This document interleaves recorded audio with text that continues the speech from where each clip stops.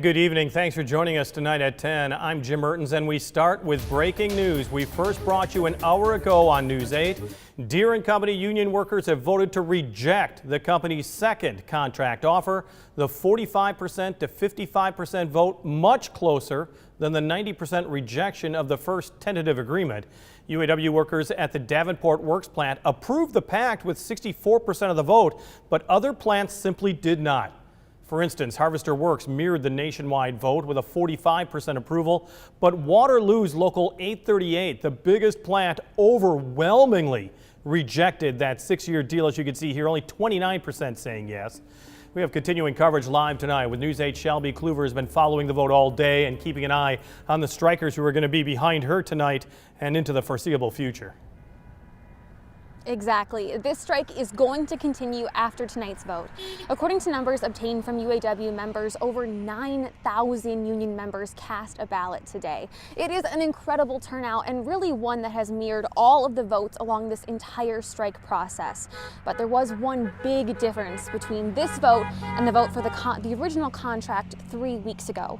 Where that one failed by a giant margin, a 9-1 margin, this one was much closer. Again, only 45% of union members voting yes and only 55% voting no.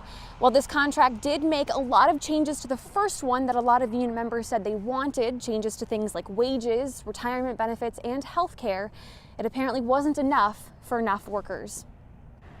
Roughly 3 weeks after John Deere union members began their strike, workers filed back into union halls to vote on another contract. The first agreement Deere and the United Auto Workers negotiators reached was shot down by a 9-1 margin. But this time, union leaders said there was more of what those on strike were looking for, including a raise. This 6-year-long contract offers workers a 10% raise the first year and another 5% raise on years 3 and 5, with bonuses on the even-numbered years. Under the first contract offered before the strike, those increases would have only been 5 to 6%. And the new deal addresses another issue many members wanted fixed from the first contract: retirement.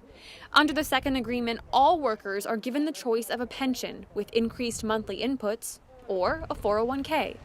And retirement bonuses would be offered to all union members, although how much would be dependent on years of service. Finally, this second offer wouldn't change the cost of health care, but would give new hires coverage after 30 days of work. Now, once again, by voting down this contract, UAW workers for John Deere are voting to stay on strike. You can see some people here behind me in East Moline right now, and we are now 20 full days into this. You know, a lot of members I speak with are really worried about what this is going to mean, being out on the picket lines as it gets colder out here, closer to fall and winter, and also the holidays. But a lot of members who voted no tell me they had a lot of things in this contract that they actually liked, but it didn't go far enough for them. And after working through a pandemic, for a company that's reporting record-breaking profits this year, they're willing to stick it out for higher wages, better incentives, and more retirement benefits. Jim?